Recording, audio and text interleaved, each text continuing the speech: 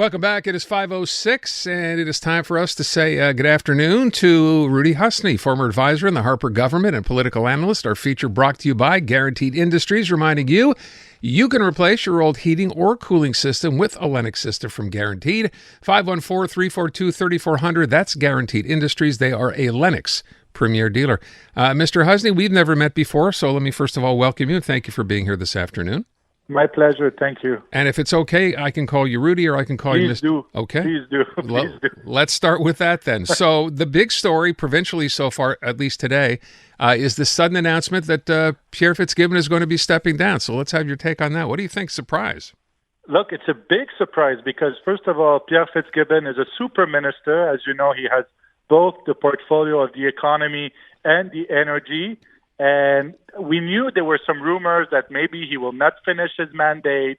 But the fact that tomorrow he's supposed to have a press conference now with the premier to officially announce that he's stepping down is a big shock because he has so much work to do. I mean, there's a bill right now in the National Assembly on energy, his own bill, and he won't be able to defend it. And also, as you know, this morning he was doing a media tour responding on question about the investment in Nordvolt and the fact that there are going to be perhaps 6 to maybe 18 months delay in terms of production. So this morning, he was doing a media tour. He was asked also this morning, is he going to quit? When is he going to retire? He said, no. And this afternoon, it's just a shock that he's stepping down. Now the spin is that he had a meeting with the premier, that he said that perhaps he was thinking of leaving in December, and the premier decided maybe now is the time and to do it sooner rather than later. So if I'm really trying to figure out why this happened now, I get the part about the premier, saying you might as well go ahead and pull the plug now because the premier wants to look like he's in control. The idea that Pierre Poilievre would leave probably bothers François Legault. That's understandable. What do you think's really going on here? Look, it's been difficult for Mr. Fitzgibbon because he's been sometimes making, some announcement or just some comments. Just last week, he was saying that, yes, of course, hydro bill will go up maybe in 5 years. And all of a sudden, the Premier's office had to put out a tweet saying, no, as long as Premier Legault is in office, the rates would be only inflation or less than 3%. So sometimes, he was a very good businessman. He is, I believe, still a good businessman.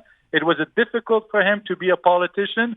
Sometimes maybe saying too much, maybe sometimes not enough. We know that he had a tough relationship also with certain media and certain reporters. So maybe they decided that he was more a distraction, especially that now that this bill is before the National Assembly, to maybe give the portfolio to someone else. Would you speculate as to where he ends up going? You see him following, does he stay in politics, do you think? I was kidding around with one of our contributors, with James Meny, saying, who knows, maybe he'll decide to run for leadership of the provincial Liberals. No. So he's turning 70 years old in November. So he's not only resigning from cabinet, he's also resigning his seat, meaning there's going to be an election perhaps in 6 months. Mm-hmm. And that's going to be a hot potato because you remember the last time there was a by-election, it was in Quebec City, and it went for the Parti Québécois. So this is really tricky also for Premier Legault. But no, I think that he's 17 years old. He's independently wealthy. So I think he decided maybe to spend some more time with his family. Okay, we shall see. Let me go on to another story today that's in the news. This to do with the Treasury Board President, Sonia Lebel. The latest offer to nurses, of course, which the nurses referred to as just smoke and mirrors. It doesn't seem the government's in a big rush to get anything done with the nurses. The premier said last week, maybe Christmas we'll finally get something done, which angered, obviously, the union. It's been about 520 days that they've not had a deal. How big an issue is this, and how big an issue do you think it will be once they resume sitting in the National Assembly? Look, it's already an issue because last Friday, the nurses, the president of the union nurses, leaked a copy of the negotiation. Unacceptable. So that's why this morning she wrote that open letter basically saying, look, we have to negotiate in good faith. We need to make sure that there's flexibility in the healthcare system and especially for nurses.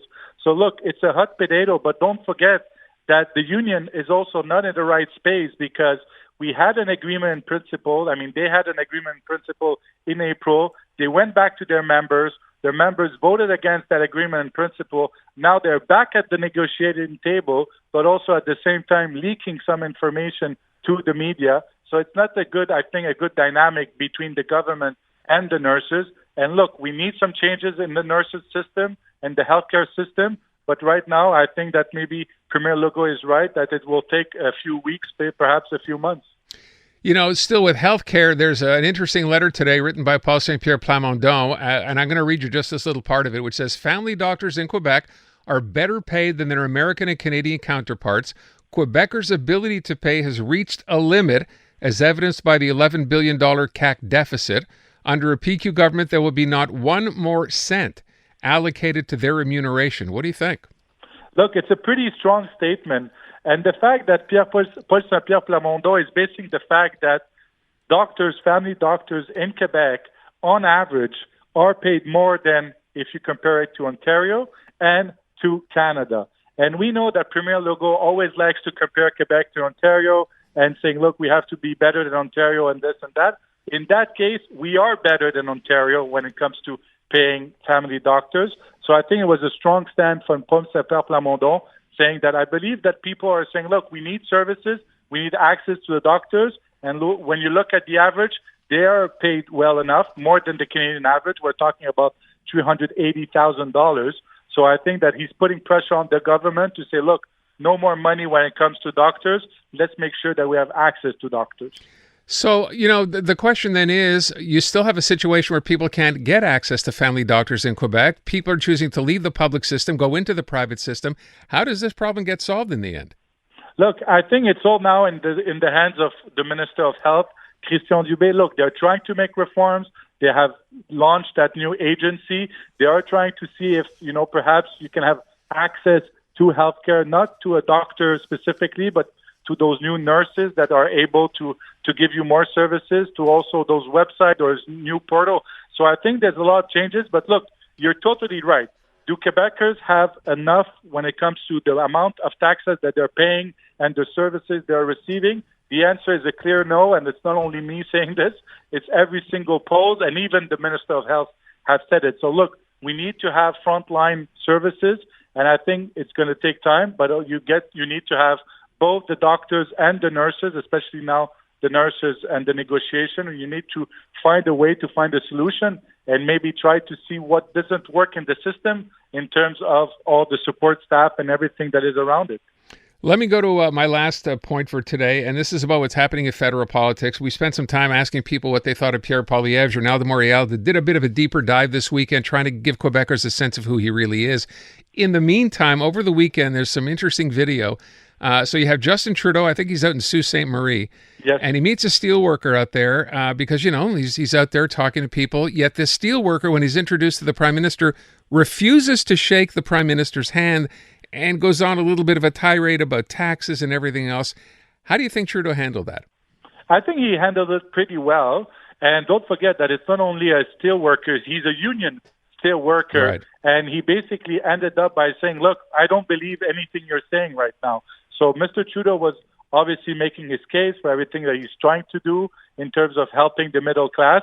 But you could really see that this union worker, the steel worker, said, look, I'm paying too much taxes. I don't believe what you're saying. And look, it's going to be tough. And it's kind of what I believe that something that Mr. Trudeau is facing more and more. You remember, you know, in the early days, it was sunny ways and everybody wanted to talk to him and take selfies with him. Now, when he goes and visits or tours companies, even, you know, union workers, where naturally you would think that there's a fit and that he's there to defend the union workers, even some people, and it wasn't staged, basically refused to shake his hand or basically tells him to his face that they don't believe him anymore. But at the end, it ended up with him wishing him a good day. I would ask you one last thing. We played part of the ad that the Conservatives are now running, where Pierre Poilievre is, you know, basically going on, but in very quiet tones, if you will.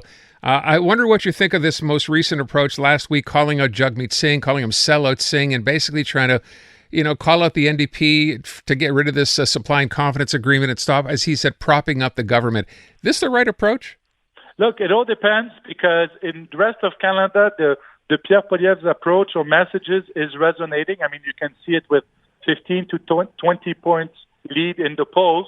But it's true that in Quebec, it's not the same. I mean, the Bloc Québécois and the Liberals are still number one, number two in Quebec, and the Conservatives are still trailing. So I believe that Pierre Poilievre also in Quebec needs to show maybe a softer side, and I think that was the goal of that video, to show a softer side, but also that he's on the side of people who wakes up early, who are hard at work, and I think that's the message he wants to send, that he has their back, or that he's on their side.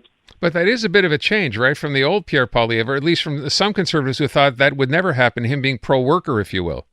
Yeah, look, it all changed when the Conservative Party voted for the anti-scab legislation. Nobody thought that the Conservative Party would vote for a pro-union bill, and Pierre Poilievre did, because at the end of the day, I believe the strategy is that Conservatives need to have the support of blue collars, but also that blue collars, they feel that sometimes their union or the NDP, for example, or even the Liberals, don't represent them as well as they did in the past.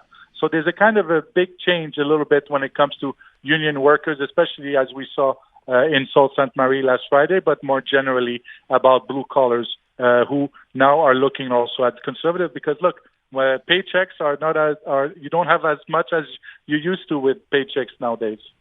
I want to thank you so much. It's great having you on. Very much appreciate your time today. Thank you. No, my pleasure. Thank you. You bet. Rudy Husny, former advisor in the Harper government. 517. Let's